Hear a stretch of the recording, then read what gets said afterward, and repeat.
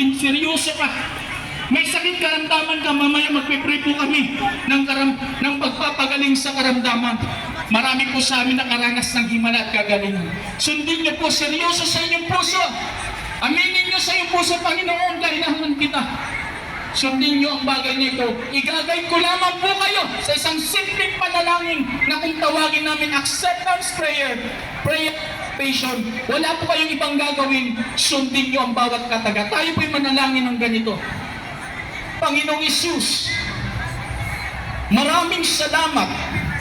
Ako'y inibig mo sa kabila na ako'y makasalanan. Minahan mo, pinatawad mo, binigyan mo ng pangako na makasama sa langit. Kaya ngayon, anuman ang aking pagkukulang, mula nang ako'y magkaisip hanggang sa ngayon, ay aking pinagsisisihan. Pinapayagan kita na maghari sa aking buhay bilang aking Panginoon at personal kong tagapagligtas.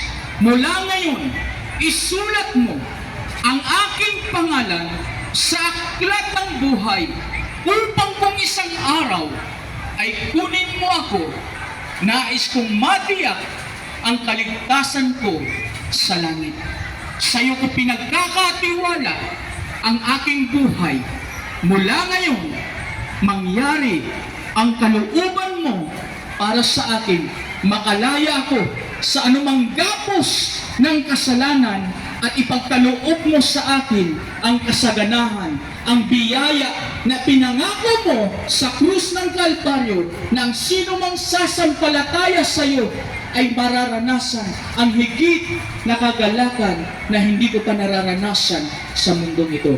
Ngayong oras na ito, sa iyo ko na pinagpakatiwala ang aking buhay. Ito po ang aking panalangin sa pangalan ni Jesus. Amen. Kaibigan, ang sabi ng Bible, hindi lahat